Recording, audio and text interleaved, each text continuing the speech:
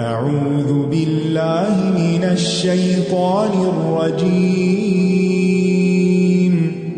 بسم اللہ الرحمن الرحیم الحمد للہ رب العالمین الرحمن الرحیم مالک یوم الدین ایاک نعبد و ایاک نستعین اهدنا الصراط المستقیم صراط الذین انعمت علیہم غیر المغضوب علیہم ولا الضالین۔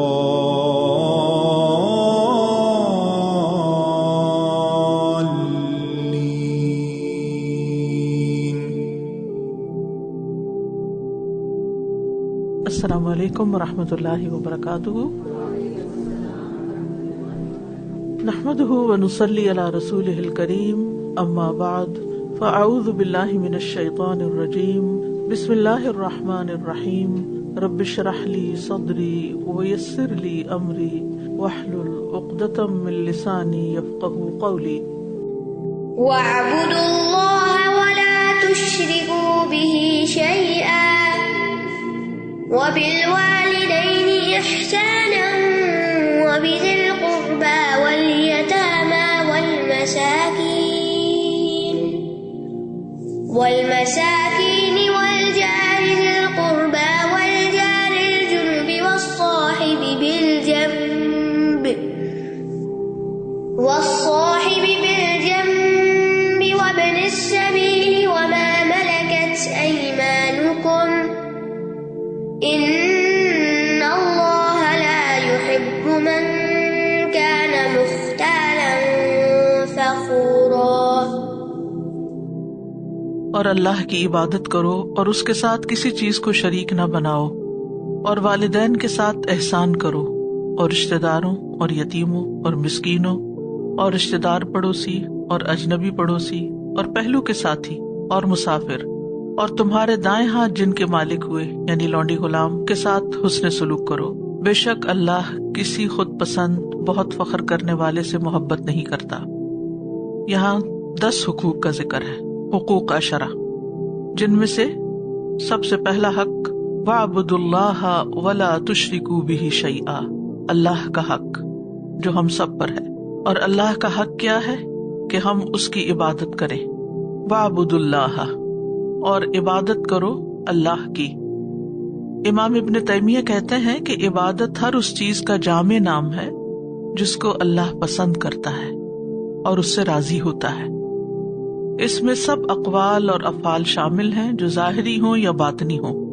اس کا مطلب کیا ہے کہ ہم جو کچھ بولتے ہیں، جو کچھ کرتے ہیں، اگر وہ اللہ تعالیٰ کی مرضی کے مطابق ہے تو وہ عبادت ہے۔ عام طور پر عبادت کا ذکر جب کیا جاتا ہے تو اسے نماز، روزہ، حج، زکوٰۃ بس یہاں تک محدود کر دیا جاتا ہے، یا کلمہ شہادت تک۔ لیکن عبادت جو ہے وہ اس سے وسیع تر چیز ہے۔ عبادت کا لفظ عبد سے نکلا ہے۔ عبد کا مطلب ہوتا ہے غلام، یعنی اللہ کی غلامی اختیار کرنا۔ غلام کا کیا کام ہوتا ہے کہ آقا جو حکم دے اس کو مانے۔ لہذا اللہ کی عبادت کرو، یعنی اللہ تعالیٰ نے جن چیزوں کا حکم دیا ہے ان کو کرو، جن سے روکا ہے ان سے رک جاؤ، اور جو اس کی پسند اور رضا کے کام ہیں وہ کرو۔ اور پھر اللہ کا حق صرف اتنا ہی نہیں کہ اس کی پسند کے کام ہم کرتے رہیں، بلکہ ان چیزوں سے بچیں بھی جن سے اللہ نے روکا، اور ان میں سے نمبر 1 شرک ہے۔ وَلَا تُشْرِكُوا بِهِ شَيْئًا، اور اس کے ساتھ کسی ایک کو بھی شریک نہ کرو، کسی بھی چیز کو، چھوٹی چیز کو یا بڑی چیز کو، شرک نہیں ہونا چاہیے۔ سورۃ الکہف میں اللہ تعالیٰ فرماتے ہیں فَمَنْ كَانَ يَرْجُو لِقَاءَ رَبِّهِ فَلْيَعْمَلْ عَمَلًا صَالِحًا وَلَا يُشْرِكْ بِعِبَادَةِ رَبِّهِ أَحَدًا، بس جو شخص اپنے رب کی ملاقات کی امید رکھتا ہو، جس کو یہ یقین ہو کہ واپس جا کر ایک دن اللہ رب العزت کے سامنے کھڑے ہونا ہے، تو لازم ہے کہ وہ نیک عمل کرے اور اپنے رب کی عبادت میں کسی کو شریک نہ کرے۔ یعنی ایک طرف اچھے کام کرنا لازم ہے اور دوسری طرف ان کاموں کی حفاظت کرنا ضروری ہے کیونکہ شرک کے ہوتے ہوئے کوئی عبادت قبول ہی نہیں۔ تو یہ بندوں پر اللہ کا سب سے بڑا حق ہے کہ انسان اللہ تعالیٰ کی عبادت کرے اور شرک سے پرہیز کرے۔ اللہ تعالیٰ کے ساتھ شرک کرنا کبیرہ گناہ ہے، ہلاک کرنے والا گناہ ہے۔ نبی صلی اللہ علیہ وسلم نے 7 ہلاک کرنے والے گناہوں سے بچنے کا حکم دیا، اور ان میں سے بھی نمبر 1 اللہ کے ساتھ کسی کو شریک ٹھہرانا ہے۔ حضرت یحییٰ علیہ السلام نے ایک بار لوگوں کو بیت المقدس میں جمع کیا۔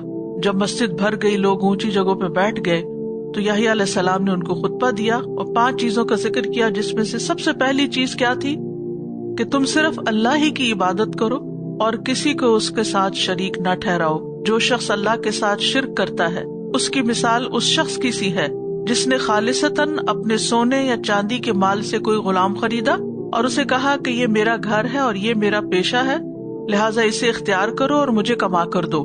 لیکن وہ کام کرتا اور اس کا منافع اپنے مالک کے سوا کسی اور کو دے دیتا۔ چنانچہ تم میں سے کون اس بات پر راضی ہے کہ اس طرح کا غلام ہو اس کا؟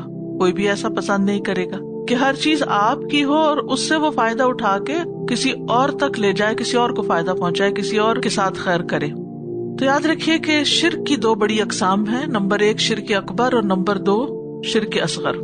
شرک اکبر کیا ہے؟ کہ انسان اللہ کی ربوبیت میں، اس کی الوہیت میں، یعنی اس کو رب ماننے میں، اس کو الہ ماننے میں، اس کے اسماء و صفات میں کسی کو شریک ٹھہرائے۔ شرک اکبر جو ہے وہ انسان کو ملت اسلامیہ سے خارج کر دیتا ہے، یعنی وہ شخص مسلمان ہی نہیں رہتا، یعنی اللہ کے ساتھ کسی کو بھی شریک ٹھہرانا، جس کے بارے میں آتا ہے وَأَن تَجْعَلَ لِلَّهِ نِدًّا وَهُوَ خَلَقَكَ، اور ند کہتے ہیں مثل کو، مشابہ کو، یعنی کسی کو بھی اللہ تعالیٰ کی ربوبیت یا الوہیت یا اسماء و صفات میں اللہ کے برابر لے آنا کیا ہے؟ شرک کرنا ہے۔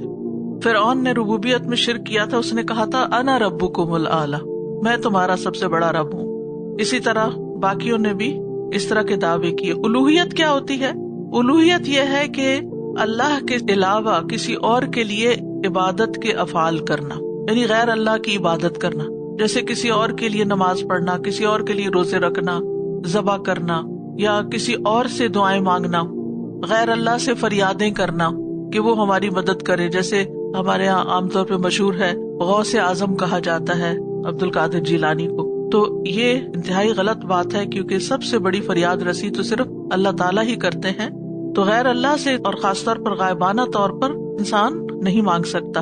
پھر اسی طرح غیر اللہ کے نام پر نظر نیاز ماننا جو ہے یہ بھی شرک میں شامل ہے۔ پھر غیر اللہ سے امیدیں وابستہ کرنا، پھر محبت میں شرک کرنا، یعنی اللہ سے بڑھ کر کسی کو چاہنا یا اللہ کے برابر کسی کو درجہ دینا، خوف کرنے میں شرک کرنا۔ پھر اسی طرح باقی عبادات میں شرک، جیسے اللہ کے سوا کسی اور پر ایسا بھروسہ کرنا جیسے اللہ پر کیا جاتا ہے، کسی اور سے برکت لینا، اس کی ایسی تعظیم بجا لانا کہ اس کے آگے رکوع یا سجدے میں پڑ جائے انسان، یا اسی طرح کے اور افعال جو صرف اللہ کے لیے خالص ہے وہ کسی اور کے سامنے کرنا۔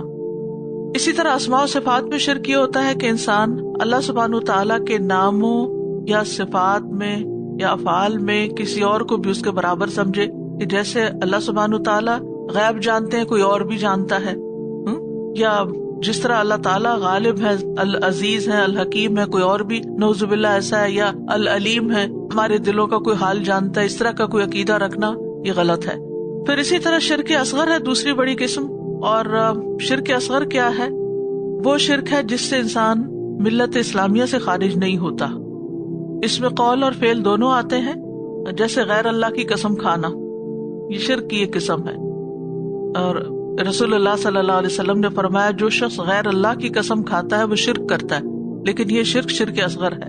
اسی طرح بدشگونی لینا، حدیث میں آتا ہے الطیرۃ شرک، بدشگونی لینا شرک ہے۔ اسی طرح ریاکاری کرنا، کہ انسان نماز اللہ کے لیے پڑھ رہا ہو، اتنے میں دیکھے کہ کوئی اور کمرے میں آ گیا تو بہت اچھی طرح پڑھنی شروع کر دے، تو یہ شرک اصغر ہے۔ یا مال خرچ کرنے میں دکھاوا کرنا، شہرت کے لیے کام کرنا، تو ان چیزوں کو شرک اصغر کہا جاتا ہے، تو ان سے بھی بچنے کی ضرورت ہے۔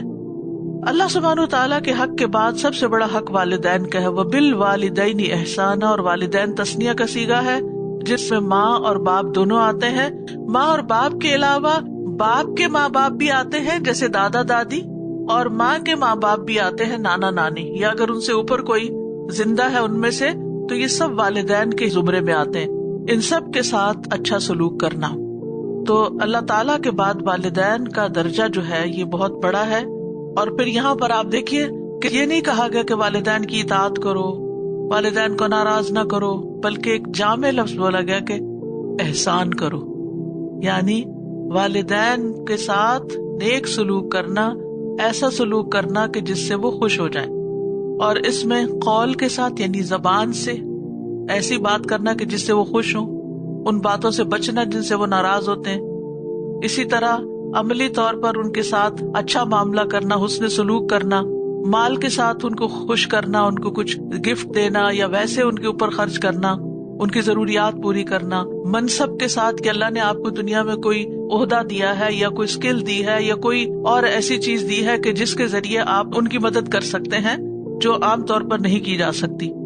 تو والدین کے ساتھ جو حسن سلوک ہے اس میں ایک واجب کا درجہ ہے کہ جو کرنا ہی کرنا ہے، اور کچھ مستحب کے درجے بھی ہیں، یعنی کچھ چیزیں اگر آپ نہ بھی کر پائیں تو آپ احسان کے دائرے سے نہیں نکلتے. تو حسن سلوک کا اپوزٹ کیا ہے؟ بد سلوکی ہے. ٹھیک ہے کہ ان کے ساتھ بدتمیزی نہ کی جائے، بد اخلاقی نہ برتی جائے، بد سلوکی نہ کی جائے، ان کے حق میں کمی کوتاہی نہ کی جائے، کیونکہ والدین کے ساتھ احسان اور نافرمانی اکٹھے نہیں ہو سکتے. تو احسان میں سب سے پہلی بات یہ کہ معروف میں ان کی اطاعت کی جائے، ان کی بات مانی جائے، وہ کیا کہہ رہے ہیں، وہ ہم سے کیا چاہتے ہیں، اور ایسے کام کیے جائیں کہ جس سے ان کا دل خوش ہو، اولاد ان کی آنکھوں کی ٹھنڈک ہو. تو یہ اللہ تعالیٰ کا تاکیدی حکم ہے. اور والدین میں سے بھی خاص طور پر ماں. اور اللہ تعالیٰ کی عبادت کے بعد، نماز کے بعد سب سے افضل عمل جو ہے وہ والدین کے ساتھ حسن سلوک ہے. اس کے بعد اللہ کے راستے میں جہاد کرنا ہے. اور ماں کا درجہ پھر 3 گنا زیادہ بتایا گیا. پھر اسی طرح انسان جب کوئی مال خرچ کرنے لگے تو سب سے پہلے ماں باپ کی ضرورت کو دیکھے کہ میرے مال کی انہیں تو نہیں ضرورت. رسول اللہ صلی اللہ علیہ وسلم مدینہ آئے تو ممبر پر کھڑے ہو کر لوگوں سے خطاب کیا. فرمایا دینے والے کا ہاتھ اونچا ہوتا ہے، اور سب سے پہلے تم اسے دو جس کی کفالت کے تم ذمہ دار ہو. اپنی ماں کو دو، اپنے باپ کو دو، اپنی بہن کو دو، اپنے بھائی کو دو، پھر اپنے قریبی رشتہ دار کو دو، پھر جو قریبی ہو. والدین کے اوپر زکوٰۃ نہیں لگتی، نہ اولاد پہ نہ والدین پہ، لیکن اس کے علاوہ کے مال میں سے ان کی مدد کی جا سکتی ہے. والدین سے حسن سلوک سے عمر میں برکت ہوتی ہے، رزق میں اضافہ ہوتا ہے، انسان کو مزید نیک کاموں کی توفیق ملتی ہے، جنت میں داخلے کا سبب ہے. نبی صلی اللہ علیہ وسلم نے نیند کی حالت میں جنت کی سیر کی تو وہاں قرآن کی تلاوت کی آواز سنائی دی. آپ نے پوچھا یہ کون ہے؟ تو آپ کو بتایا گیا کہ یہ حارثہ بن نعمان ہے. تو آپ نے فرمایا یہی نیکی ہے، یہی نیکی ہے. اور حارثہ بن نعمان اپنی والدہ کے ساتھ بہت حسن سلوک کیا کرتے تھے.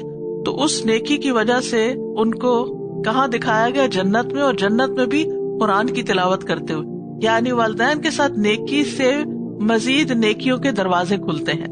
پھر اسی طرح یہ ہے کہ والدین کی نافرمانی کبیرہ گناہ ہے، یعنی چھوٹا گناہ نہیں، بہت بڑے گناہوں میں سے.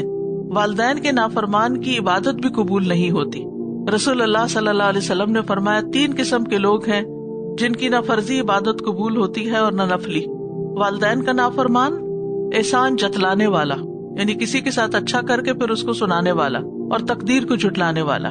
اسی طرح ایک حدیث سے ہمیں پتہ چلتا ہے والد کی ناراضگی اللہ تعالیٰ کی ناراضگی ہے. اور یاد رکھیے کہ والدین چاہے مسلم ہو یا نان مسلم ہو، اللہ کے فرما بردار ہو یا نافرمان ہو، وہ آپ کے ساتھ اچھا کریں یا نہ کریں، آپ کو بہرحال ان کے ساتھ اچھا ہی کرنا ہے. حضرت اسماء کی والدہ مشرکہ تھی، لیکن نبی صلی اللہ علیہ وسلم نے ان کو حکم دیا صلہ امہ کی، اپنی والدہ کے ساتھ صلہ رحمی کرو. اسی طرح قرآن مجید میں بھی آتا ہے وَإِن جَاهَدَاكَ عَلَىٰ أَن تُشْرِكَ بِي مَا لَيْسَ لَكَ بِهِ عِلْمٌ فَلَا تُطِعْهُمَا وَصَاحِبْهُمَا فِي الدُّنْيَا مَعْرُوفًا. اگر وہ دونوں تم پہ زور دیں کہ تم میرے ساتھ اس چیز کو شریک کرو جس کا تمہیں کوئی علم نہیں، تو ان کا کہنا مت ماننا، اور دنیا میں اچھے طریقے سے ان کے ساتھ رہو. تو اس سے یہ پتہ چلتا ہے کہ والدین جو ہیں وہ حسن سلوک کے سب سے زیادہ مستحق ہیں. تو یہ ہیں وہ والدین جو اولاد کو پیدا کرتے ہیں. لیکن اس کے علاوہ جیسے رضائی ماں جس نے دودھ پلایا ہو، اب جو دودھ پلانے والی ماں ہے اس کی بھی دلیل ہمیں کہاں سے ملتی ہے کہ نبی صلی اللہ علیہ وسلم کے پاس جب حضرت حلیمہ آئی تو آپ صلی اللہ علیہ وسلم نے ان کے لیے اپنی چادر بچھا دی، اپنا کام چھوڑ دیا اور ان کو عزت و اکرام دیا. پھر اسی طرح یہ ہے کہ شوہر کے والدین یا شوہر کے اوپر بیوی کے والدین جو ہے ان کے ساتھ بھی حسن سلوک کرنا چاہیے، کیونکہ ساس سسر بھی حقیقی والدین نہیں لیکن قریبی رشتے میں والدین کے درجے میں آتے ہیں، اور ان کے ساتھ بھی حسن سلوک کرنا چاہیے. اسی طرح خالہ کے ساتھ، جیسے نبی صلی اللہ علیہ وسلم نے فرمایا الخالۃ کالام، خالہ ماں کی طرح ہے. ایک شخص سے کبیرہ گناہ ہوا تو شاید حضرت ابن عباس سے حضرت ابو ہریرہ کے پاس آیا، اس نے پوچھا میں کیا کروں؟ تو کہا تمہاری ماں زندہ ہے؟ نہیں ہے. تو جاؤ پھر خالہ کے ساتھ حسن سلوک کرو. یعنی یہ رشتے جو ہیں بزرگوں کے، جو والدین یا پھر والدین کے بہن بھائی ہوں، وہ بھی پھر اس احسان میں آتے ہیں، اگرچہ الگ ان کا ذی القربہ کا ذکر بھی ہے، اس میں بھی وہ آ جاتے ہیں. اسی طرح استاد جو ہوتے ہیں وہ بھی والدین کے زمرے میں آتے ہیں، وہ روحانی والدین ہوتے ہیں، اور ان کے ساتھ بھی حسن سلوک کرنا چاہیے، ان کی بات ماننی چاہیے، اور ان کے ساتھ بد اخلاقی نہیں کرنی چاہیے، ان کے ساتھ بدتمیزی نہیں کرنی چاہیے، چاہے ان سے اختلاف ہو. یعنی یہ نہیں ہو سکتا کہ ہمارے والدین کو فرشتے ہوں تو ہم ان سے اچھا سلوک کریں، یا ہمارے استاد جو ہے وہ بہت نیک پارسا ہوں تبھی ہم ان کے ساتھ اچھا سلوک کریں.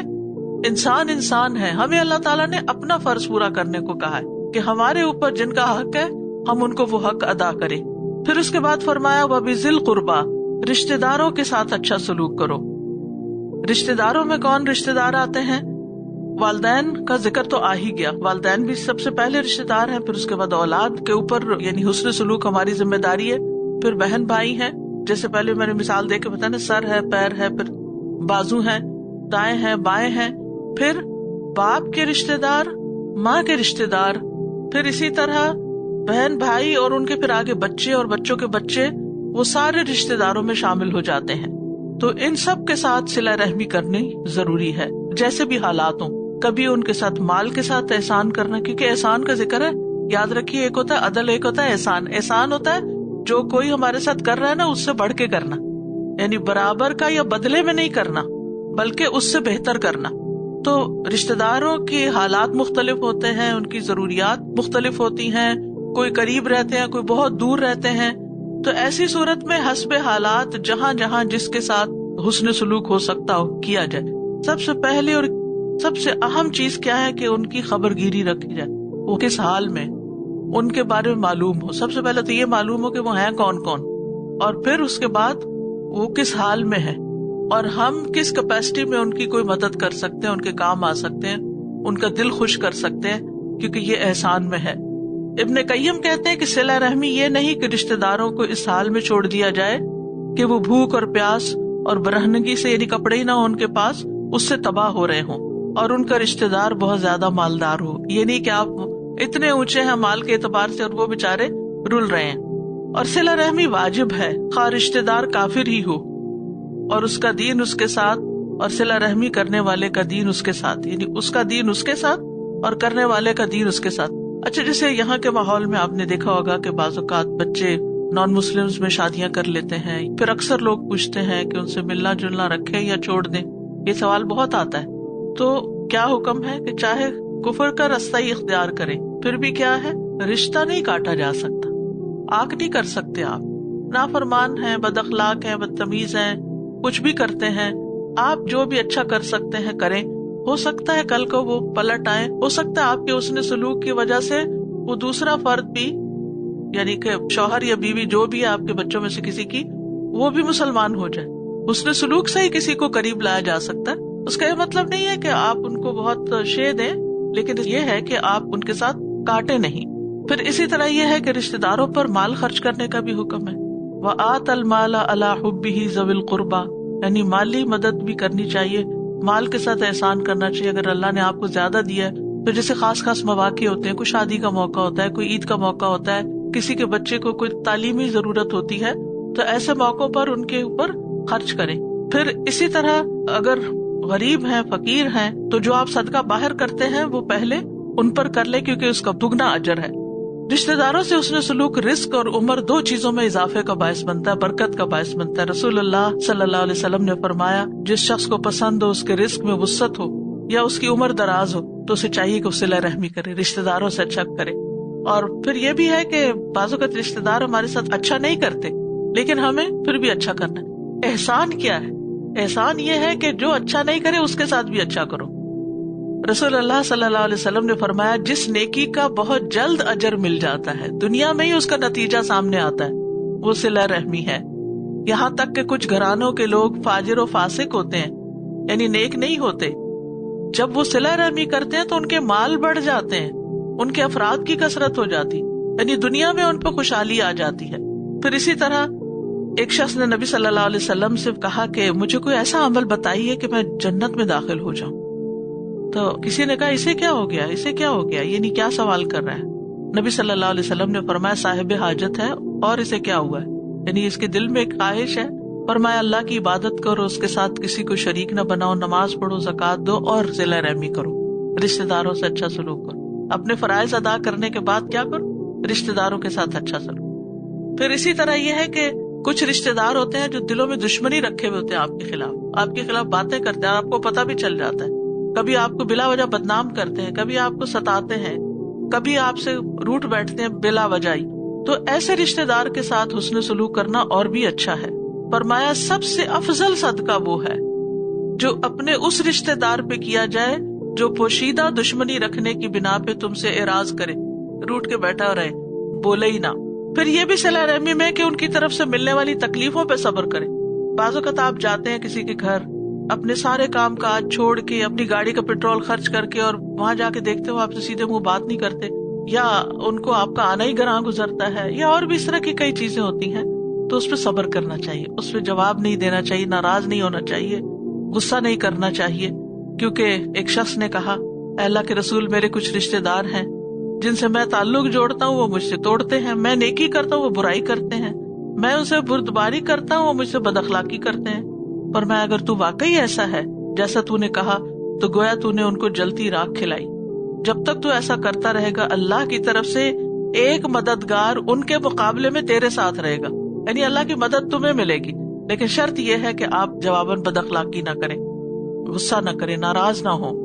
اور پھر یہ ہے کہ قریبی رشتہ دار ہوں یا دور کے رشتہ دار ہوں، سب کے ساتھ ہی صلہ رحمی کرنی چاہیے. ابن عباس کہتے ہیں اپنے حسب نسب کو یاد رکھو، اپنے رشتہ داروں کے ساتھ صلہ رحمی کرو. اگر صلہ رحمی کے ساتھ رشتہ داروں کو قریب کیا جائے تو وہ دور نہیں ہوتے، اگرچہ وہ دور ہوں، یعنی دور رہتے ہوں کسی اور ملک میں. اور رشتہ داری قریب نہیں ہوتی جب اس کو دور کر دیا جائے، اگرچہ وہ قریب ہی کیوں نہ ہو، نیکسٹ ڈور نیبر ہی کیوں نہ ہو. اور ہر رشتہ داری قیامت کے دن اپنے صاحب کے سامنے آئے گی اور اس کے حق میں رشتہ داری کو ملانے کی گواہی دے گی. رشتہ داری یعنی ایک مجسم شکل میں آئے گی اور آ کے گواہی دے گی یہ شخص جو تھا یہ صلہ رحمی کرتا تھا، یہ رشتہ داروں سے جوڑ کے رکھتا تھا، ان کا خیال رکھتا تھا. اگر اس نے اس کو جوڑا ہوگا، اور اس کے خلاف کاٹنے کی گواہی دے گی اگر اس نے اس کو کاٹا ہوگا. تو بولیے وہاں ہم کریں گے کیا؟ پھر بتائیے وہاں پھر کیا ہوگا؟ ہم اپنے نامہ اعمال کو تو تبدیل نہیں کر سکتے. یہ گواہیاں دنیا میں ہی مل جاتی ہیں، مرنے کے بعد لوگ خود بولنا شروع کر دیتے ہیں کہ یہ رشتہ داروں سے بڑا اچھا بنا کے رکھتا تھا. ایک ایک اٹھ کے کہتا ہے کہ اس نے میرے ساتھ یہ احسان کیا تھا، یہ میرے اس کام آیا تھا. تو انتظار نہ کرے کہ وہ آپ سے مانگے تو آپ دیں، انتظار نہ کرے کہ وہ آپ سے مطالبہ کرے تو پھر آپ خود نگاہ رکھیں کہاں کمی ہو رہی، کیونکہ حالات پتہ چلتے ہی رہتے ہیں ایک دوسرے کے. تو پرو ایکٹیو اپروچ اختیار کریں. والیتامى والمساکین، اور یتیموں اور مسکینوں کے ساتھ بھی حسن سلوک کریں. یتیم وہ ہوتا ہے جس کا باپ فوت ہو جائے جبکہ وہ بھی بلوغت کی عمر کو نہ پہنچا، اور مسکین وہ ہوتا ہے جو ضرورت مند ہوتا ہے. اس کے مقابلے میں فقیر وہ ہوتا ہے جس کے پاس کچھ بھی نہیں ہوتا. مسکین کے پاس ہوتا ہے مگر اس کی ضرورتیں پوری نہیں ہوتی. تو ہمارا دین ہمیں یتیموں اور مسکینوں کا خیال رکھنے کا حکم دیتا ہے. ایک آدمی نے رسول اللہ صلی اللہ علیہ وسلم سے اپنی سنگ دلی کی شکایت کی تو آپ نے اسے فرمایا اگر تم دل کو نرم کرنا چاہتے ہو تو مسکین کو کھانا کھلاؤ، یتیم کے سر پہ ہاتھ رکھو. رسول اللہ صلی اللہ علیہ وسلم نے فرمایا میرے لیے ضعیف اور کمزور لوگوں کو تلاش کرو. ہمیں بھی پتہ کرنا چاہیے کہ دیکھو اپنے آس پاس محلے میں، علاقے میں، شہر میں ہر ایک کا کوئی نہ کوئی کہیں نہ کہیں دور پار رہتا ہے. تو آپ فرماتے تھے کہ میرے لیے تلاش کرو. تم لوگ اپنے کمزور لوگوں کے ذریعے ہی رزق دیے جاتے ہو اور مدد کیے جاتے ہو، یعنی تمہیں جو رزق ملتا ہے نا ان کی وجہ سے ملتا ہے کہ تم ان پہ خرچ کرتے ہو، یعنی تمہارا رزق اور بڑھے گا اگر تم ان کو دیتے رہو گے. اسی طرح آپ نے فرمایا کہ بہترین مال وہ ہے جو یتیموں اور مسکینوں کو دیا جائے. فرمایا مسلمان کا وہ مال کتنا عمدہ ہے جو مسکین، یتیم اور مسافر کو دیا جائے. اسی طرح بیوہ مسکین کے لیے دوڑ دھوپ کرنے والے کا اجر بھی ہے، جیسے کوئی اللہ کے راستے میں جہاد کرے یا رات کو نماز پڑھے اور دن میں روزے رکھے. پھر اسی طرح جو شخص مسلمان ماں باپ کے کسی یتیم بچے کو اپنے کھانے اور پینے میں اس وقت تک شامل رکھتا ہے جب تک وہ اس کی مدد سے مستغنی نہیں ہو جاتا، نہیں اپنا کمانے نہیں لگتا، تو اس کے لیے یقینی طور پر جنت واجب ہو جاتی ہے۔ داؤد کہتے تھے، یتیم کے لیے رحم دل باپ کی طرح بن جاؤ، یہ جان لو کہ جیسا بوگے ویسا کاٹو گے، یعنی جیسا تم دوسروں کے ساتھ کرو ویسا تمہارے ساتھ کیا جائے گا۔ پھر ہے پڑوسی، والجار ذی القربہ والجار الجنب والصاحب بالجنب، 3 طرح کے پڑوسی بتائے گئے یہاں۔ جار ذی القربہ وہ پڑوسی جو رشتہ دار ہے، ذی القربہ یعنی قرابت دار ہے۔ والجار الجنب سے مراد غیر رشتہ دار، جنب کا مطلب جو اجنبی ہے، ٹھیک ہے، غیر رشتہ دار ہمسایہ، یعنی کبھی ایسا ہوتا ہے کہ بہن بھائی میں سے کسی کا گھر آپ کے قریب ہوتا ہے، اور کبھی ایسا ہوتا ہے کہ بالکل ان نون پیپل ہوتے ہیں، اجنبی، جار الجنب، اجنبی لوگ جن سے نہ آپ کی کوئی دوستی، نہ رشتہ، نہ تعلق، نہ جان، نہ پہچان، بالکل ہی ان نون پیپل۔ اور تیسرا ہے والصاحب بالجنب، پہلو کا ساتھی۔ اس سے مراد سب سے پہلے تو بیوی آتی ہے، کیونکہ وہ کمپینین ہے، وہ آدم علیہ السلام کے رب سے پیدا کی گئی، اور یہ کہا جاتا ہے کہ سر سے نہیں پیدا کی گئی اور نہ پاؤں سے پیدا کی گئی، بلکہ رب سے، یعنی کہ کمپینین شپ کو سمبلائز کرتا ہے یہ۔ تو اس کے ساتھ بھی حسن سلوک کرو، اور پھر دوست احباب اس میں آتے ہیں، چونکہ دوست رشتہ داروں میں سے نہیں ہوتے، بعض اوقات رشتہ داروں میں بھی دوستی ہو جاتی ہے، لیکن وہ دوست جو رشتہ دار نہیں ہے ان کے ساتھ بھی احسان کرو۔ پھر اسی طرح رفیق سفر، کلاس فیلوز، کولیگز، کہیں پر بھی جاب پر آپ کٹھے کام کرتے ہیں، یعنی کسی بھی جگہ پر آپ کا کسی انسان سے کوئی واسطہ ہے، چاہے کاروبار ہے، چاہے کوئی اور لین دین ہے، یعنی کوئی بھی جو آپ کے دائرہ کار میں آتے ہیں، آپ کے سرکل میں آتے ہیں، ان سب کے ساتھ آپ اچھا سلوک کرو۔ تو پڑوسی کی عزت کرنا جو ہے یہ ایمان کی علامت ہے۔ حدیث میں آتا ہے، من کان یؤمن باللہ والیوم الآخر فلیکرم جارہ۔ احسان میں کیا ہے کہ جو شخص اللہ اور آخرت کے دن پر ایمان رکھتا ہے، اسے چاہیے کہ اپنے پڑوسی کا اکرام کرے، اس کی عزت کرے، رسپیکٹ دینی چاہیے، یہ ایمان کی علامت ہے۔ فرمایا اپنے پڑوسی سے اچھا سلوک کرو تو مومن ہو جاؤ گے، اور پڑوسی کو ستانا نہیں چاہیے۔ نبی صلی اللہ علیہ وسلم نے فرمایا، اللہ کے نزدیک بہترین ساتھی وہ ہے جو اپنے ساتھی کے حق میں بہتر ہے، اور بہترین پڑوسی وہ ہے جو اپنے پڑوسی کے لیے بہتر ہے۔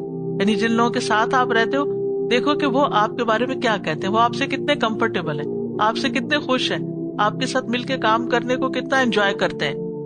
پھر اسی طرح آپ صلی اللہ علیہ وسلم نے فرمایا، حسن اخلاق، اچھی ہمسائیگی شہروں کو آباد کرتی ہے اور عمر میں اضافے کا باعث بنتی۔ شہروں سے مراد بڑی سٹیز بھی ہو سکتی ہیں، ولیجز بھی ہو سکتے ہیں، کوئی ادارہ بھی ہو سکتا ہے۔ کتنی سچی بات آپ نے فرمائی نا، کہ اچھی ہمسائیگی، یعنی وہاں آنے والے سب اگر ایک دوسرے سے اچھا سلوک کریں گے تو اس سے کیا ہوگا، ان جگہوں کی آبادی بڑھ جائے گی۔ پھر اسی طرح یہ ہے کہ جبریل علیہ السلام نے نبی صلی اللہ علیہ وسلم کو پڑوسی کے حق میں اتنی تاکید کی کہ آپ نے فرمایا کہ مجھے یوں محسوس ہونے لگا کہ شاید وہ میرے وراثت میں بھی حقدار ہو جائے۔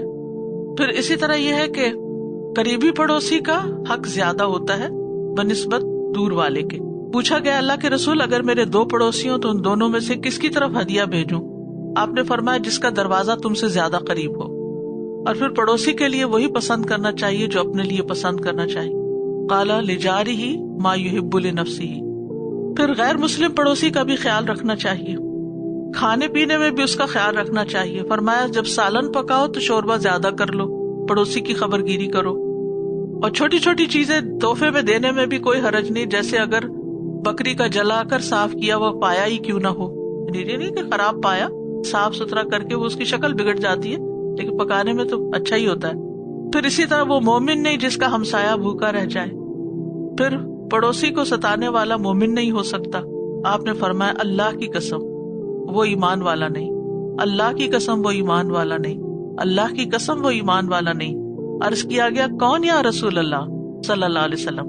آپ نے فرمایا، وہ جس کا پڑوسی اس کے شر سے محفوظ نہیں، یعنی کچھ نہ کچھ تنگ کرتا رہتا ہے، کبھی گاڑی لا کے اس کی ایسی جگہ کھڑی کر دی کہ گاڑی نکالنی مشکل ہو گئی، کبھی اپنی سنو دوسرے کی طرف پھینک دی، یعنی کہ کسی نہ کسی طرح اس کو اذیت میں مبتلا رکھتا ہے، کبھی شور ہنگامے سے، کبھی دیواروں میں کیل ٹوکے جا رہے، کبھی کوئی طریقہ، یا اوپر نیچے رہتے ہیں تو اوپر اتنی زور سے چلنا پھرنا کہ وہ نیچے والے کی نیند حرام ہو جائے۔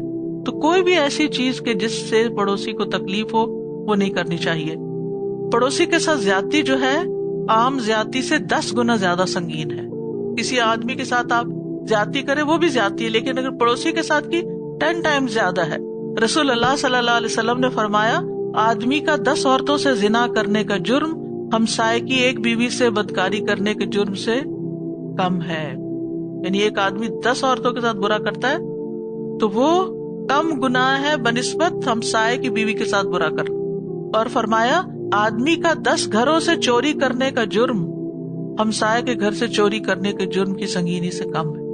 یعنی وہ 10 گھروں سے چوری کر لے تو وہ کم ہے اگر ہمسائے کے گھر میں گھسا یا کوئی چیز اندر یا باہر سے اٹھائی، کیونکہ ہمسائے کو سب پتا ہوتا ہے کس وقت نکلے، کس وقت آئے، کس وقت گئے، ان کے پاس کیا ہے، کم ہے، زیادہ ہے. تو اگر وہ چوری کرتا ہے تو وہ بدترین چوری ہے. اسی طرح صوبان کہا کرتے تھے جو کوئی اپنے ہمسائے پہ ظلم کرتا ہے حتیٰ کہ ہمسایہ گھر چھوڑ کر چلا جائے تو ایسا شخص ہلاک ہو جاتا ہے. یعنی اس شخص کی خیر نہیں پھر جو اتنا تنگ کر دے اپنے پڑوسی کو کہ پڑوسی وہاں سے اپنا مکان ہی بدل لے. وابن السبیل اور مسافر، اور اس میں مہمان بھی ہیں، لیکن بنیادی طور پر مسافر جس کا زاد راہ دوران سفر ختم ہو گیا ہو تو اتنا اس کو دیا جا سکتا ہے وہ اپنے گھر خیر و عافیت سے پہنچ جائے. اسی طرح جو شخص کسی نیک کام میں سفر کرنے کا ارادہ کرے، جیسے آپ کو پتہ چلتا ہے کہ آپ کی کوئی دوست احباب جو ہے وہ حج عمرے پہ مثلاً جا رہے ہیں، انہوں نے اپنا سب کچھ کر لیا لیکن آپ اپنی طرف سے ان کو کچھ دیتے ہیں. یا پھر اسی طرح اگر کوئی کسی نیکی کے کام میں، کوئی خیر کے کام میں جا رہا ہے تو آپ کہتے ہیں یہ میرا بھی حصہ ڈال دو. مثلا آپ دیکھیں کہ بچے قرآن پاک تقسیم کرتے رہتے ہیں یا اور اسی طرح کے دعویٰ کے کام کے لیے نکلتے ہیں، تو جو لوگ ایسے کاموں پہ جا رہے ہوں ان کو سپورٹ کرنا اور ان کی مدد کرنا، کیونکہ وہ اپنے سبیل یعنی مسافر ہے نا، تو سفر کرنے والا ایک تو ذاتی مقصد کے لیے سفر کرتا ہے، ایک فی سبیل اللہ سفر کرتا ہے. تو جو ذاتی مقصد کے لیے سفر کرتا ہے اگر اس کا بھی زیادہ راہ کہیں ختم ہو گیا تو اس کو بھی ہیلپ کی جا سکتی.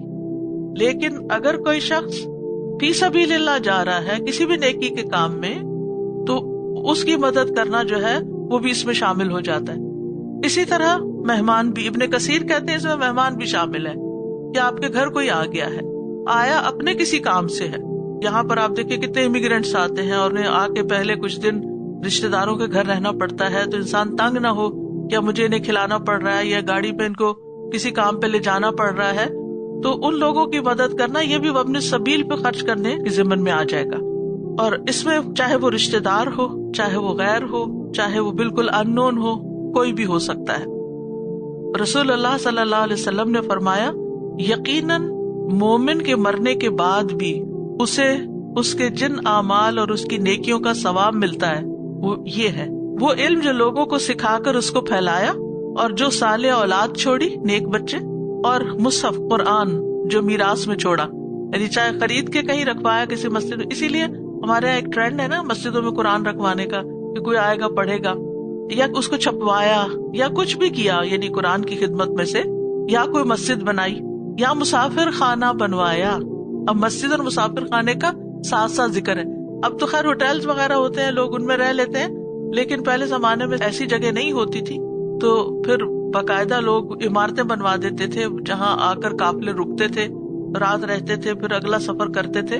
یا کوئی نہر جاری کی، یا اپنی زندگی میں اور اپنی صحت اور تندرستی کی حالت میں اپنے مال میں سے کچھ خرچ کیا، کیونکہ بیمار ہوتا ہے نا انسان تو پھر تو کہتا ہے کہ میں صدقہ کروں، کیونکہ نبی صلی اللہ علیہ وسلم نے فرمایا داؤ مرضاکم بالصدقہ، اپنے مریضوں کا علاج صدقے سے کرو. یعنی صدقہ دینا بھی بیماری سے چھٹکارے کا ذریعہ بنتا ہے، تو یہ بھی اس میں شامل ہے. لیکن یہاں بیماری نہیں ہے، کوئی صحت مند ہے لیکن اپنی زندگی میں نیکی کے ان کاموں میں وہ خرچ کر رہا ہے، ان سب کا اجر اسے مرنے کے بعد بھی ملتا رہے گا. ٹھیک، تو اس میں مسافر خانہ جو ہے اس کا بنانا وہ صدقہ جاریہ کے کاموں میں سے ایک کام ہے. پھر نبی صلی اللہ علیہ وسلم نے اپنا مال مسافروں کے لیے وقف بھی کیا، صدقہ بھی کیا. عمرو بن حارث کہتے ہیں کہ رسول اللہ صلی اللہ علیہ وسلم نے نہ دینار چھوڑے، نہ درہم، نہ کوئی لونڈی، نہ غلام، صرف ایک سفید خچر تھا جس پر آپ سواری کیا کرتے تھے. اس کے علاوہ ہتھیار اور زمین چھوڑی تھی. جسے آپ نے مسافروں کے لیے صدقہ کر دیا تھا. اپنی زمین جو تھی وہ مسافروں کے لیے صدقہ کر دی تھی. سبحان اللہ، کیا مثال ہے. اب بھی آپ دیکھیں دنیا میں بہت سے ایسے علاقے، ہم یہاں کی سہولتوں کو نہ دیکھیں، ایسی جگہوں کو دیکھیں کہ جہاں لوگ واقعی تکلیف میں مبتلا ہو جاتے ہیں. بعض جگہوں پر ٹوائلٹس نہیں ہوتے، لوگ سفر کر رہے، خصوصاً پاکستان میں یعنی بعض دیہات اور علاقے ایسے ہیں کہ جہاں ایسی سہولت نہیں ہوتی اور لوگوں کی ینگ بچیاں ہوتی ہیں، ان کو گھروں سے باہر جانا پڑتا ہے. تو کنواں تو سب اس لیے کھدوا دیتے ہیں کہ وہ ایک نیکی کا صدقہ جاریہ کا کام ہے، لیکن لوگوں کی ایسی ضروریات پوری کرنا کہ جس سے ان کی عزت بچے اور ان کے مسائل حل ہوں، یہ بھی کرنے کے کاموں میں سے ایک کام ہے. اسی طرح جانوروں کے پانی پینے کے لیے جگہ تیار کروانا. پھر مسافر سے پانی روکنا جو ہے وہ بہت بڑے گناہوں میں سے ہے. نبی صلی اللہ علیہ وسلم نے فرمایا 3 طرح کے لوگ ایسے ہیں جن سے اللہ تعالیٰ قیامت کے دن کلام نہیں کرے گا، نہ ان کی طرف دیکھے گا. ان میں سے ایک وہ شخص جس کے پاس جنگل میں ضرورت سے زیادہ پانی تھا، پھر وہ مسافروں کو اس سے روکتا تھا. یعنی رہتا تھا کسی ایسی جگہ، پانی تھا لیکن کوئی آنے جانے والا کو پینے نہیں دیتا تھا، لینے نہیں دیتا تھا. ایک اور روایت میں ہے اللہ اس سے فرمائے گا آج میں تجھ سے اپنا فضل روک لوں گا جس طرح تو نے اس فضل کو روک رکھا تھا جس کو تیرے ہاتھوں نے نہیں بنایا تھا، یعنی تو نے پانی روک دیا تھا. پھر فرمایا وما ملکت ایمانکم، اور جو تمہارے لونڈی غلام ہیں. اس میں پرانے زمانے میں تو زر خرید غلام ہوتے تھے، لیکن سیکنڈری طور پر تفسیر احسن البیان میں آتا ہے کہ اس میں گھر، دکان، کارخانوں، ملوں کے ملازم بھی آتے ہیں، نوکر چاکر بھی آتے ہیں. تو غلاموں کے ساتھ جو حسن سلوک کی تاکید کی گئی، تو وہ جو تمہارے ماتحت ہوں، جو تمہاری خدمت کرتے ہیں، تمہارے کام کرتے ہیں، ان کے ساتھ بھی حسن سلوک کرو. رسول اللہ صلی اللہ علیہ وسلم نے فرمایا اللہ نے تمہارے بھائیوں کو جوانی کی حالت میں تمہارا ماتحت بنایا. جس کا مسلمان بھائی اس کے ماتحت ہو، اس کے اندر کام کر رہا ہو، اس کا امپلائی ہو، اسے چاہیے کہ اس کو اپنے کھانے میں سے کھانا، اپنے لباس میں سے لباس دے، اور اسے ایسی تکلیف نہ دے جو اس پر غالب ہو جائے. یعنی اتنا کام نہ اس سے لے کہ وہ بیچارہ کرنے سے جائے. اگر ایسی تکلیف دے تو اس کی مدد بھی کرے. بعض اوقات کام زیادہ ہو جاتا ہے تو ایسی صورت میں دیکھ لینا چاہیے کہ اس کو کس طرح ہلکا کیا جائے. اس کا یہ مطلب نہیں کہ جو صرف جھاڑو پوچھا کر رہے ہو تو ان کی مدد کی جائے. اس سے مراد چاہے کوئی آفس میں ہی کام کر رہا ہو. ابھی صاحب بلجم کی بھی بات ہوئی. بعض اوقات جو ہمارے ساتھ ہمارے کولیگز، ہمارے ساتھی، ہمارے مددگار، اگر ان کے اوپر ہم دیکھ رہے ہیں کہ کام کا لوڈ زیادہ ہو گیا ہے تو خود خیال کر کے ان کے کام کو بانٹنا چاہیے، کسی اور کو ان کا مددگار بنانا چاہیے. بعض اوقات تو کہتے ہیں ہمیں کوئی ہیلپر چاہیے، اور ہم ایک نہیں سنتے کہ ایسی باتیں کرتے ہیں ان کو ہیلپر کیا چاہیے، خود ہی کام کر لیں. نہیں، جہاں بھی کسی کو مدد کی ضرورت ہو انسان اس کے لیے کوشش کرے. اگر اللہ نے آپ کو کسی اتھارٹی کی جگہ پہ رکھا ہے، دوسرے لوگوں پر ظلم اور زیادتی نہیں کرنی چاہیے، مار پٹائی نہیں کرنی چاہیے. جیسے لوگوں کے ہاں عام طور پر رواج ہے، چھوٹے چھوٹے بچوں کو رکھ لیتے ہیں ملازم اور پھر ان کے ساتھ وہ ظالمانہ سلوک کرتے. میری اپنی آنکھوں نے دیکھا کسی کے گھر میں کہ وہ چھوٹی سی بچی ان کے گھر میں اس سے کام لیتی، بالکل چھوٹی سی بچی، اور پھر پتہ نہیں اس سے کیا غلطی ہوئی تو میں نے دیکھا کہ وہ عورت اس کو اتنا پیٹ رہی ہے. یعنی ساری فرسٹریشن، ہر ایک کام غصے کی وہ ساری اس کے اوپر نکل رہی. تو اس طرح بھی بعض لوگ جو ہے وہ نہ یہ دیکھتے کہ گھر میں کون آیا ہے، کیا ہو رہا ہے، بس غصہ آیا تو نکالنا شروع کر دیا. ان سے غلطیاں ہوتی ہیں. اگر وہ اتنے ذہین ہوتے، عقل مند ہوتے، اسمارٹ ہوتے تو وہ آپ کے ماتحت کام نہ کرتے، وہ کہیں اور ہوتے. تو اس کا مطلب یہ ہے کہ ان کے اندر کوئی کمی کمزوری ہے، جسمانی یا ذہنی یا تعلیمی یا کوئی بھی کمی کمزوری جس کی وجہ سے وہ آپ کے ماتحت ہو گئے. اللہ نے ان کو ایسے مقام پہ رکھا. تو اگر ان سے پھر غلطی ہو، یعنی ان کو اپنے لیول پہ مت دیکھے کہ مجھے یہ بات جلدی سمجھ آ گئی تو اس کو کیوں نہیں آئی، اس کو بھی آ جانی چاہیے تھی. نہیں، اس کو نہیں جلدی آئی، پھر سمجھائیں، پھر بھی غلطی کرے تو پھر کتنا معاف کرے. ایک آدمی نبی صلی اللہ علیہ وسلم کے پاس آئے، کہنے لگا ہم خادم سے کتنا درگزر کریں. آپ خاموش رہے، اسے پھر وہی بات کیا، پھر خاموش رہے. تیسری دفعہ پھر اس نے سوال کیا تو آپ نے فرمایا ہر روز 70 بار اپنے غلام کو معاف کرو. 70 بار. اگر غلام کو 70 بار معاف کرنا ہے تو شوہر کو کتنی دفعہ معاف کرنا چاہیے، بہن بھائیوں کو کتنی دفعہ معاف کرنا چاہیے، اپنے بچوں کو کتنی دفعہ معاف کرنا چاہیے. یعنی سبھی سے درگزر کے بغیر زندگی کی گاڑی نہیں چل سکتی. آپ کو دنیا میں فرشتے نہیں مل سکتے. جس انسان سے بھی آپ کا تعلق ہوگا اس کے نیچر کے فرق کی وجہ سے کچھ نہ کچھ اختلاف سامنے آئے گا، ناپسندیدگی سامنے آئے گی. تو پھر ایسی صورت میں اس کا اظہار نہیں کرنا چاہیے، آنکھیں بند کر لینی چاہیے، درگزر کرنا چاہیے، اگنور کرنا چاہیے. اس سے کہتے ہیں تجاہل عارفانہ. پتہ بھی ہے غلطی کی ہے کسی نے، وہ مینشن ہی نہ کرے، ذکر ہی نہ کرے، انجان بن جائے، ہمیں نہیں پتا کہ کی ہے کہ نہیں کی. کیونکہ اگر آپ اسے کہیں کہ تم نے یہ کیا، تم نے وہ کیا، تم نے یہ بھی کیا تھا، اچھا نتیجہ کیا نکلے گا؟ جب آپ کسی کو اتنا ذلیل کر دیتے ہیں، یا جب آپ کسی کو اتنا احساس دلا دیتے ہیں کہ یو آر نتھنگ، کسی کو بھی، کسی بھی ریلیشن شپ میں جب آپ کسی کو یہ بار بار جتاتے ہیں، آپ اس سے کس چیز کی توقع رکھتے ہیں کہ وہ آپ کو کتنی عزت دے گا، آپ سے کتنی محبت کرے گا، آپ کا کتنا خیال رکھے گا، آپ کے لیے کتنی کیئر کرے گا؟ چاہے آپ کی اولاد ہو، چاہے آپ کا شوہر ہو، چاہے کوئی بھی ہو. اگر غصہ آ ہی گیا نا، خاموشی اختیار کر لیں، منہ سے نہ بولیں، کیونکہ منہ سے نکلے ہوئے لفظ جو ہے نا، وہ بعض اوقات جو آپ نے کسی کو کوئی ایسا احساس دلایا ہوتا ہے نا، یقین کریں ساری زندگی نہیں بھولتا. اس کے بعد آپ 100 نیکیاں بھی اس بندے سے کرتے ہیں نا، تو اس کو وہ نہیں بھولتا. اچھا یہ وہی ہے، یعنی کتنا بھلا ہے. ایک چپ پر 100 سکھ والی بات ہے. ایک دفعہ خاموشی اختیار کر لیں اور تھوڑی دیر کے بعد آپ کا غصہ، آپ کی جلن وہ بھی ختم ہو جائے گی اور معاملہ رفع دفع ہو جائے گا. کیونکہ آپ اس کی ضرورت ہے، وہ آپ کی ضرورت ہے. آپ اکیلے نہیں رہ سکتے. آپ دیکھیں نا اس وقت لوگوں کو اکیلے جو گھروں میں رہنا پڑ رہا ہے، اور وہ اس دن بات ہو رہی تھی کہ لوگ خودکشی کر رہے ہیں اس بنا پر کہ اس سے بہتر ہے مر ہی جائیں، تو یہ بہت تکلیف دہ عمل ہے. تو جب ہماری ضرورت ہے لوگ وہ ہمیں دے بھی رہے ہیں، وہ ہماری خدمت بھی کر رہے ہیں، ہماری مدد بھی کر رہے ہیں، اور تکلیف بھی اگر آ گئی ان سے سو واٹ، کوئی بات نہیں. تو درگزر بہت ضروری ہے. اور خاص طور پر خادموں کی بات اس لیے کہ برابر والوں پہ بھی زور کم ہی چلتا ہے نا ہمارا، اور اپنے سے بڑوں پہ بھی کم چلتا ہے. زور چلتا ہے تو اپنے نیچے والوں پہ چلتا ہے، یا بچے یا پھر خادم، تو ان کے ساتھ زیادہ احسان کی پھر ضرورت ہے. ان اللہ لا يحب من کان مختالا فخورا، بے شک اللہ نہیں محبت رکھتا اس سے جو مختال اور فخور ہو، خود پسند، شیخی خورا. مختال ہوتا ہے عمل میں اور فخور ہوتا ہے زبان سے. یعنی جو شخص خود پسند ہو، اپنی بہت تعریف کرے، یعنی ایسے کام کرے کہ جس سے تکبر ظاہر ہوتا ہو، اپنے آپ کو بڑی چیز سمجھے، اور پھر اپنی بہت تعریفیں کرے، اور وہ ہر وقت یہی چاہے کہ لوگ اس کو اپریشیٹ ہی کرتے رہیں، تو اللہ کی نگاہ میں دیکھیے اس کا کیا مقام ہے.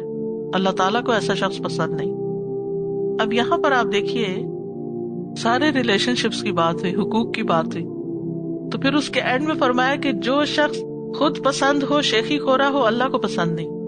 کیونکہ ایسے ہی لوگ دوسروں کے حق مارتے ہیں، ایسے ہی لوگ دوسروں کو تنگ کرتے ہیں جن کے اندر تکبر ہوتا ہے، جو اپنے آپ کو بڑی چیز سمجھتے ہیں، جو اپنے آپ کو بڑا عقل مند سمجھتے ہیں، بہت ذہین سمجھتے ہیں، دوسروں کو بے وقوف سمجھتے ہیں، ان کو کچھ پتا نہیں. ہر ایک کی خامیاں ان کو نظر آتی ہیں، اپنی کوئی خامی نظر نہیں آتی، اپنی تعریفیں.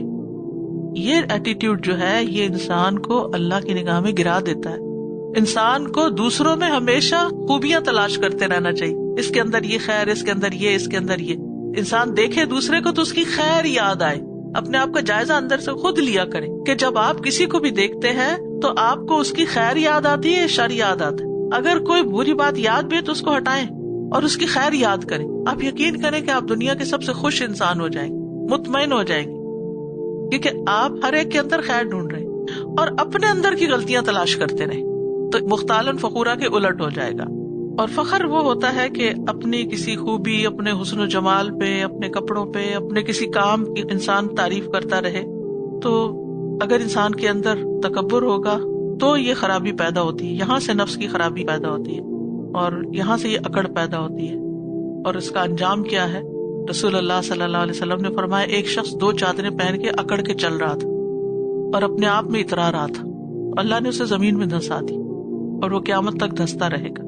اور پھر یہ ہے کہ ایک دوسرے کے مقابلے پر فخر نہیں جتانا چاہیے. اچھا، ان کی کچھ اور صفات بھی ہوتی ہیں مختال فخور کی، جو اگلی آیت میں بیان کی گئی ہیں. الذين يبخلون ويأمرون الناس بالبخل ويكتمون ما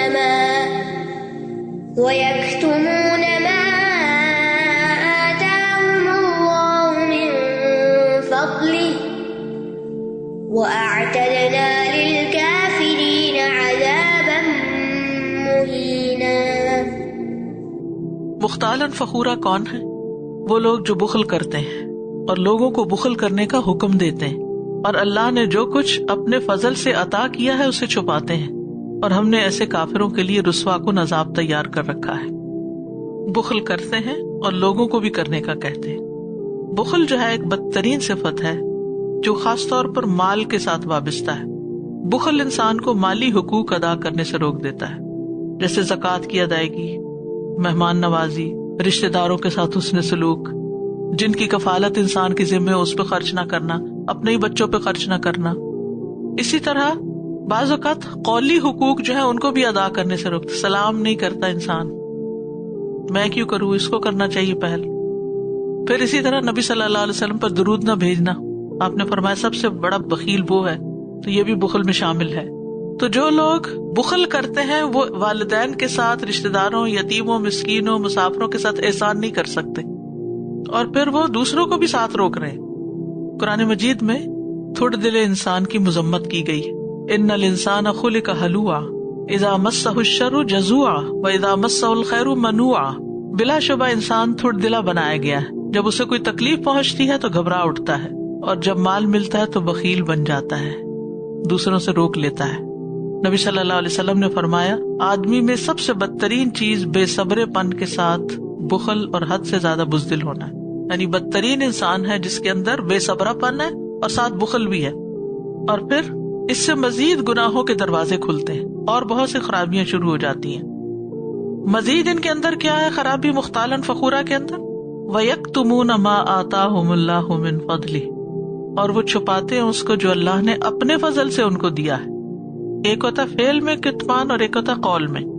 فعلی کتمان کیا ہوتا ہے، عملی طور پہ چھپانا کیا ہوتا ہے کہ انسان اللہ کی نعمت ظاہر نہ کرے، یعنی اس انسان کے اوپر اللہ کی نعمت کے کوئی آثار ہی نظر نہ آتے ہوں، اس کے پاس مال بہت ہو لیکن لوگوں کے سامنے فقیر بن کے آتا ہو، اس کا لباس، اس کا رہن سہن، فقیرانہ سواری، وہ پاک دامنی کی وجہ سے ایسے نہیں کرتا، بخل کی وجہ سے کرتا ہے کہ لوگ مجھ سے مانگ نہ بیٹھیں۔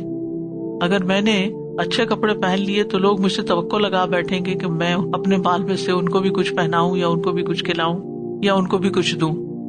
اور قولی کتمان کیا ہوتا ہے کہ وہ لوگوں کے سامنے کہے میرے پاس تو کچھ ہے ہی نہیں، حالات بڑے مشکل ہو گئے، بڑی مہنگائی ہوگی۔ اچھا کچھ لوگ کی عادت ہوتی ہے، اللہ تعالیٰ معاف کرے سب کو، کہ ان کے پاس ہوتا ہے اچھا بھلا، اس کا وہ ذکر نہیں کرتے، لیکن ہر وقت وہ اپنی مالی پریشانیاں بتاتے رہتے، یہ بھی ذمہ داری ہے، وہ بھی ہے، اس کا کیا بنے گا، اس کا کیا بنے گا، ہر وقت اسی قسم کی باتیں۔ اور یہ باتیں عام طور پر رشتہ داروں کے بیچ میں زیادہ ہوتی ہیں، ہر وقت مسکین نظر آتے، حالانکہ بہت کچھ ہوتا بھی ہے لیکن وہ ظاہر نہیں کرتے۔ تو اللہ کی نعمتوں کا تذکرہ کرنا چاہیے، کیونکہ یہ بھی اللہ تعالیٰ کے احسانات کا ایک طرح سے اقرار ہوتا ہے۔ وَأَمَّا بِنِعْمَةِ رَبِّكَ فَحَدِّثْ، اور لیکن اپنے رب کی نعمت اسے بیان کیجیے۔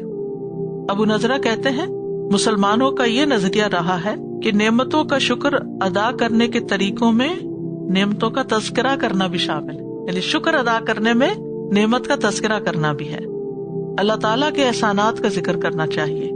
رسول اللہ صلی اللہ علیہ وسلم نے فرمایا جو لوگوں کا شکریہ ادا نہیں کرتا وہ اللہ تعالیٰ کا بھی شکر ادا نہیں کرتا۔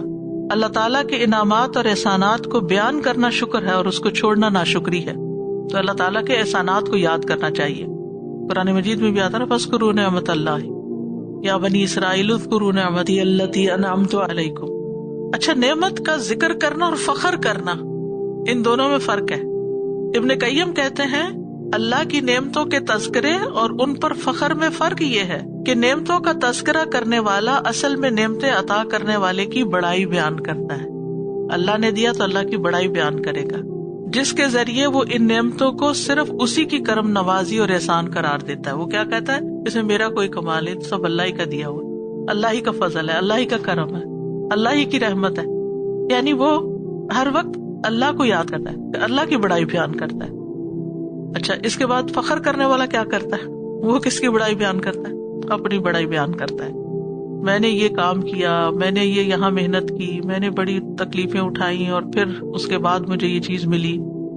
تو اللہ کی نعمت کا تذکرہ کرنے والا اللہ کا شکر ادا کرتے ہوئے اس کی نعمتوں پر ثنا خوانی کرتا ہے، لوگوں کو اللہ کے انعامات بتلاتا ہے، جس کا مقصد صرف اللہ کی بڑائی، حمد اور ثنا بیان کرنے کے ساتھ ساتھ اپنی جان کو اس بات کا عادی بنانا مقصود ہوتا ہے کہ صرف اسی سے مانگا جائے، اسی سے محبت کی جائے، اسی سے امید لگائی جائے۔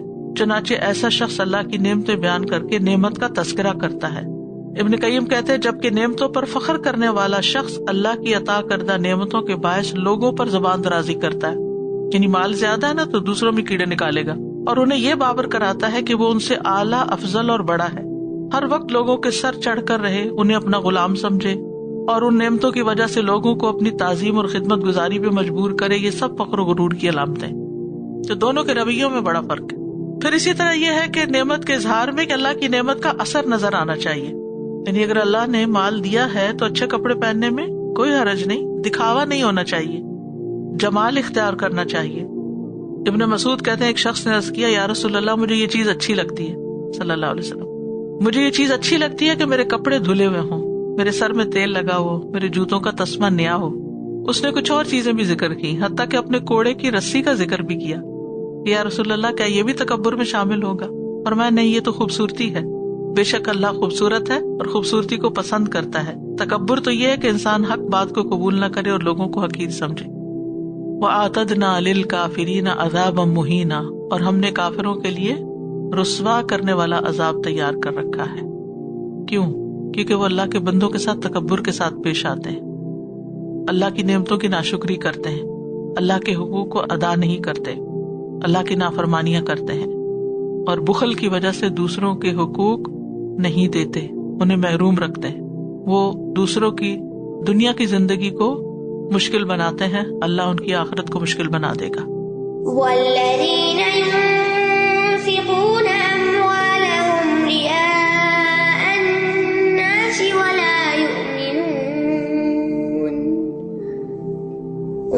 يؤمنون بالله ولا باليوم الآخر ومن يكن الشيطان له قرينا فساء قرينا۔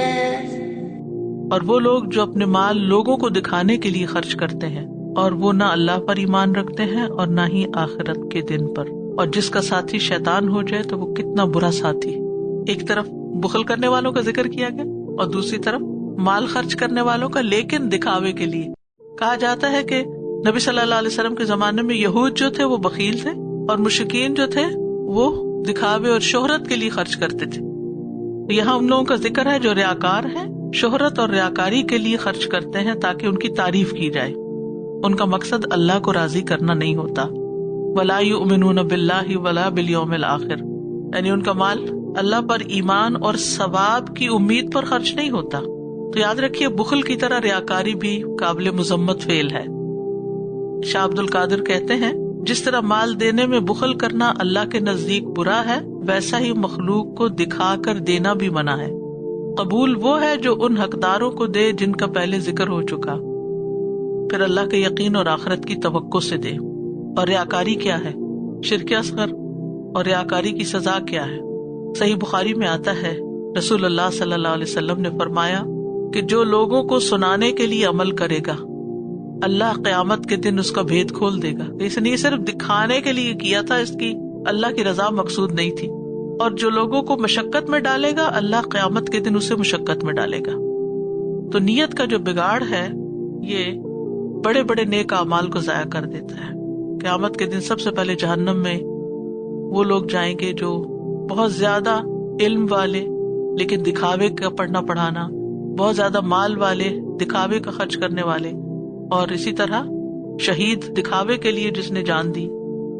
فرمایا قیامت کے دن سب سے پہلے جس کا فیصلہ کیا جائے گا وہ شخص ہوگا جس پر اللہ نے وسعت کی، ہر طرح کا مال دیا، اسے لایا جائے گا، نعمتیں گنوائی جائیں گی، وہ پہچان لے گا۔ اللہ فرمائے گا تو نے نعمتوں کے ہوتے ہوئے کیا عمل کیا؟ وہ کہے گا میں نے تیرے راستے میں خرچ کیا جہاں خرچ کرنا تجھے پسند تھا۔ اللہ تعالیٰ فرمائے گا تو نے جھوٹ کہا، بلکہ تو نے اس لیے کیا کہ تجھے سخی کہا جائے، وہ ہو چکا۔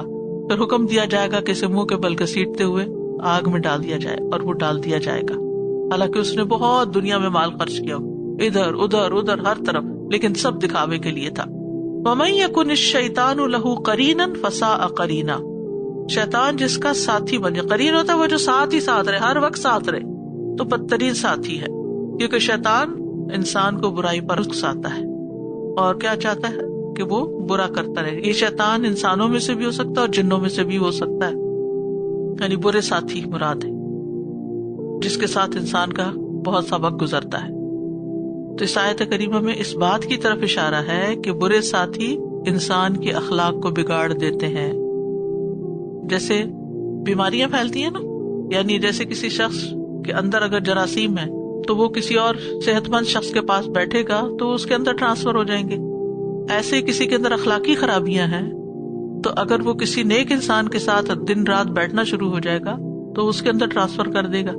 تو اچھی کمپنی جو ہے اس سے انسان اچھے اثرات، اچھے سبق لیتا ہے، اور بری کمپنی سے انسان کے اندر برائیاں پیدا ہوتی ہیں۔ اور یہ آپ نے دیکھا ہوگا کہ آپ اچھے بھلے، آپ نے نماز پڑھی، ذکر کیا، اچھے اچھے کام کیے، اتنے میں کوئی شخص یا آ گیا یا کوئی فون آ گیا اور خواہ مخواہ میں غیبت سن لی یا کر لی، یا آپ نہیں بھی سننا چاہتے تو کوئی آپ کو سنائے چلے جا رہا ہے۔ تو اگر یہی فون کسی نیک انسان کا آتا تو وہ آپ کو کوئی اچھی بات بتا کے آپ کے ایمان میں اضافہ کرتا۔ تو کہاں یہ کہ انسان کو ایسے لوگوں کے بیچ میں رہنا پڑے ہر وقت جو گالی گلوچ کے عادی ہیں یا جھوٹ بولنے کے یا غیبت کرنے کے، تو زندگی حرام ہو جاتی ہے۔ وَمَن يَكُنِ الشَّيْطَانُ لَهُ قَرِينًا فَسَاءَ قَرِينًا، اسی لیے وہ دعا مانگنی چاہیے، اللہم یسر لی جلیسا صالحا، کہ اللہ مجھے نیک ساتھی عطا کر، نیک دوست دے۔ وماذا عليهم لو آمنوا بالله واليوم الآخر وأنفقوا مما رزقهم الله وكان الله بهم عليما۔ اور ان کا کیا نقصان ہوتا اگر وہ اللہ اور آخرت کے دن پر ایمان لے آتے اور جو رزق اللہ نے انہیں دیا اس میں سے وہ خرچ کرتے، اور اللہ انہیں خوب جاننے والا ہے۔ اللہ اکبر، یعنی ان کا کیا بگڑتا اگر یہ ایمان لاتے اللہ پر اور آخرت کے دن پر۔ یہ کس کی طرف اشارہ ہے؟ منافقین کی طرف اشارہ ہے، جو خرچ کرتے ہوئے ریاکاری کرتے ہیں۔ دکھاوا کرنا جو ہے یہ منافقین کا شعار، وہ دکھاوے کا ایمان لائے ہوئے تھے، اندر سے ایمان نہیں تھا، دکھاوے کے کام کرتے تھے، فی سبیل اللہ خرچ بھی کرتے تھے، جہاد پہ بھی چل پڑتے تھے، یہ سب لوگوں کو دکھانے کے لیے۔ نمازیں بھی دکھاوے کی پڑھتے تھے، نمازیں پڑھنے بھی آ جاتے تھے، لیکن خلوص کے ساتھ نہیں، صرف دکھانے کے لیے کہ لوگ سمجھے ہاں ہاں یہ مسلمان ہے۔ تو اس لیے فرمایا کہ ان کا کیا بگڑتا اگر یہ اللہ اور آخرت پر ایمان لاتے، یعنی دکھاوا چھوڑ دیتے، نقصان دہ رستے کو چھوڑ کر فائدہ مند رستہ اختیار کرتے۔ وَأَنفَقُوا مِمَّا رَزَقَهُمُ اللَّهُ، اور اللہ نے انہیں جو رزق دیا اس میں سے خرچ کرتے۔ وَكَانَ اللَّهُ بِهِمْ عَلِيمًا، اور اللہ ان کو خوب جاننے والا ہے۔ تو خرچ کرنا جو ہے، یہاں اللہ تعالیٰ نے نماز، روزہ، حج وغیرہ کی بات نہیں کی، مال خرچ کرنے کی بات کی کہ ایمان کے بعد انسان کے گناہوں کو جو چیز دھوتی ہے وہ دینا ہے، خرچ کرنا ہے، اور بخل جو ہے وہ انسان کو نقصان دیتا ہے۔ اور اگر انسان سوچے تو اگر وہ خرچ نہیں کرتا اور مال صرف جمع ہی کر رہا ہے اور وہ دنیا سے چلا جاتا ہے تو اس کے کس کام کا؟ وما یغنی عنہ مالہ اذا تردی، جب وہ ہلاک ہو گیا تو اس کا مال کس کام آیا؟ وہ تو اوروں کے کام آیا، قبر میں تو ساتھ جانے کا نہیں، آخرت میں تو اس مال کا کچھ فائدہ نہیں۔ تو دنیا میں بھی اگر انسان اللہ کے راستے میں مال خرچ کرتا ہے تو یہ خوف اور غم سے نجات کا ذریعہ بھی ہے۔ الذین ينفقون اموالهم باللیل والنہار سرا وعلانیۃ فلہم اجرہم عند ربہم ولا خوف علیہم ولا ہم یحزنون، جو لوگ اپنے مال رات اور دن چھپے اور کھلے خرچ کرتے ہیں سو ان کے لیے ان کا اجر ان کے رب کے پاس ہے، اور ان پر نہ کوئی خوف ہے اور نہ وہ غمگین ہوں گے۔ ایسے لوگوں کو اللہ کی قربت اور رحمت نصیب ہوگی جو اللہ کے راستے میں مال خرچ کرتے ہیں۔ ان اللہ لا یظلم مثقال ذرہ وَإِن تَكُ حَسَنَةً يُضَاعِفْهَا وَيُؤْتِ مِن لَّدُنْهُ أَجْرًا عَظِيمًا۔ بے شک اللہ ذرہ برابر بھی ظلم نہیں کرتا، اور اگر کوئی نیکی ہو تو اسے دگنا کر دے گا اور اپنے پاس سے اجر عظیم عطا کرے گا۔ یعنی اللہ تعالیٰ کسی کے بھی دیے ہوئے میں سے، کچھ کیے ہوئے میں سے کمی نہیں کرتا، یعنی اللہ کے راستے میں دے کے کم نہیں ہوتا، ذرے کے برابر بھی کم نہیں ہوتا، بلکہ کیا ہوتا ہے، نیکی ہو تو اسے کئی گنا بڑھا دیتا ہے، اور صرف بڑھاتا نہیں، اپنے پاس سے اجر عظیم عطا کرتا ہے۔ اور نیکی کتنی؟ ذرے کے برابر۔ مسقال مفعال کے وزن پر ہے، قلیل چیز یعنی سب سے چھوٹی چیز جس کو تولا جا سکتا ہو. اور پھر ذرہ کہتے ہیں چونٹی کو. اور غبار کے بھی ذرات ہوتے ہیں، یہ جو وہ اڑتے رہتے ہیں باقی ذرات. یعنی اگر صرف ایک اڑنے والے ذرے جتنی بھی کوئی نیکی کر دیتا ہے تو اللہ تعالیٰ اس کو بھی بہت بڑا کر دیتا ہے. ایک نیکی 10 گنا ہو جاتی ہے. اور یہاں پر فرمایا اپنے پاس سے اجر عظیم عطا کرے گا. اور قیامت کے دن ذرہ برابر نیکی بھی لائی جائے گی. یومئذ یصدر الناس اشتاتا لیروا اعمالهم فمن یعمل مثقال ذرۃ خیرا یرہ. ذرے برابر نیکی کی ہوگی وہ بھی دیکھے گا، اور ذرے برابر شر کیا ہوگا وہ بھی دیکھے گا. اور رائی کے دانے برابر بھی اگر ایمان ہوگا نا انسان کے دل کے اندر تو بھی وہ اس کو جنت میں داخل کروا دے گا. تو اس لیے بہت ضروری ہے کہ انسان نیکی کا حریص ہو. بہت ہی خوبصورت آیت ہے کہ اگر تم نیکی کرو گے تو اللہ تعالیٰ تمہارے اجر میں کمی نہیں کرے گا، اور اگر وہ اس پہ اجر دے گا تو صرف اتنا نہیں دے گا، کئی گنا زیادہ دے گا، اور اپنے پاس سے مزید بھی دے گا جس کا انسان تصور ہی نہیں کر سکتا. فَكَيْفَ إِذَا جِئْنَا مِن كُلِّ أُمَّةٍ بِشَهِيدٍ وَجِئْنَا بِكَ عَلَى هَؤُلَاءِ شَهِيدًا.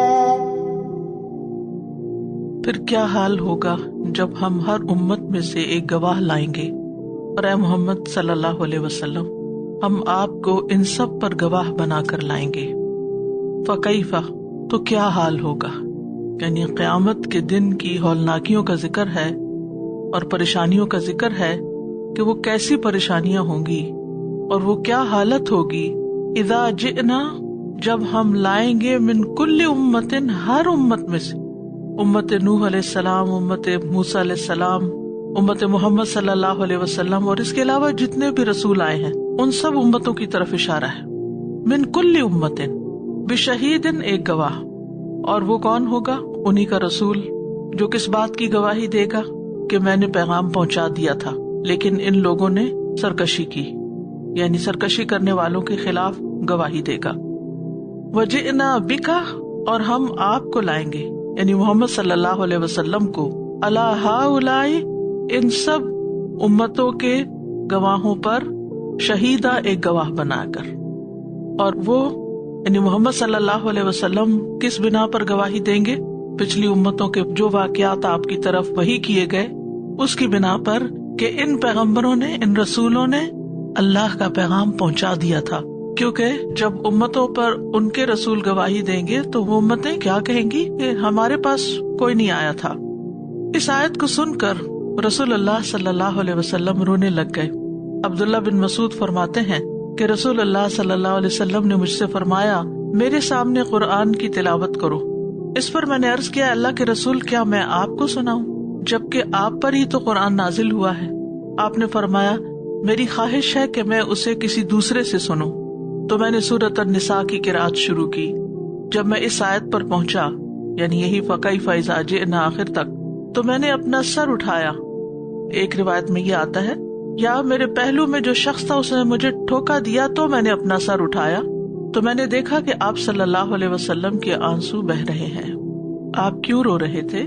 اس ذمہ داری کے بوجھ سے کہ کتنی بڑی ذمہ داری ہوگی اور کیسا وہ دن ہوگا کہ جب لوگوں کے معاملات کا فیصلہ مختلف گواہیوں کی روشنی میں کیا جائے گا. قیامت کے دن کس کس کی گواہیاں ہوں گی؟ سب سے پہلے تو خود اللہ سبحانہ وتعالیٰ کی اپنی گواہی.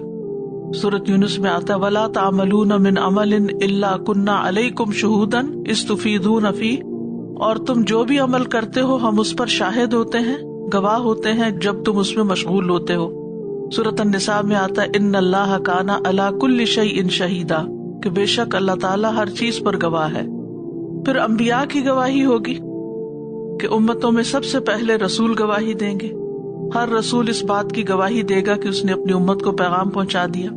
سورۃ النحل میں آتا وَيَوْمَ نَبْعَثُ فِي كُلِّ أُمَّةٍ شَهِيدًا عَلَيْهِمْ مِنْ أَنفُسِهِمْ، اور جس دن ہم ہر امت میں ان پر انہی میں سے ایک گواہ کھڑا کریں گے.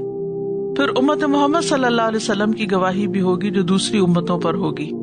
یعنی قیامت کے دن جب اللہ تعالیٰ رسولوں سے ان کی تبلیغ کے بارے میں سوال کرے گا اور جھٹلانے والی امتوں سے اس کے بارے میں پوچھے گا تو وہ انکار کر دیں گے کہ انہیں کوئی تبلیغ کرنے والا نہیں آیا.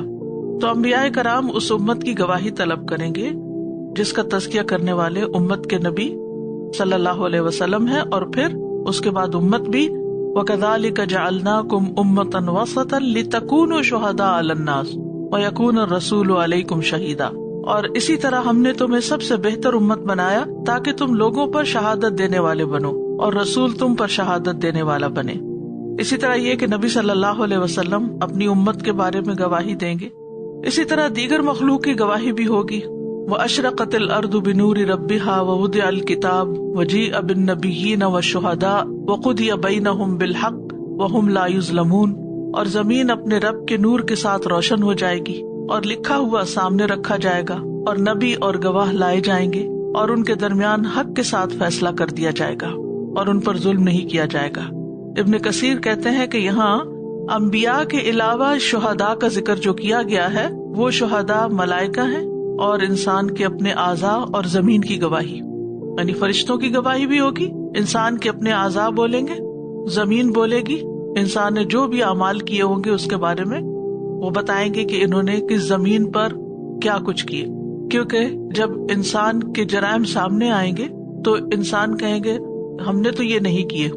جیسے وہ آتا ہے کہ واللہ ما کننا مشرکین، ہم تو شرک نہیں کرتے تھے.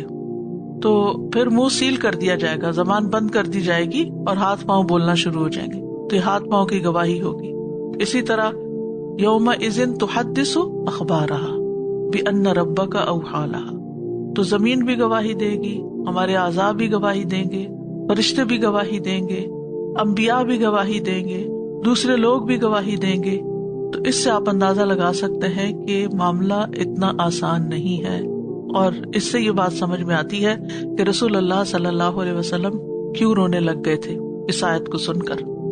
یعنی فرشتے لکھ رہے ہیں، وہ لکھا ہوا بھی ہوگا اور اس کے علاوہ بھی گواہیاں ہوں گی. کوئی بھی شخص اپنے کسی فعل کو، قول کو جھٹلا نہیں سکے گا کہ میں نے نہیں کیا.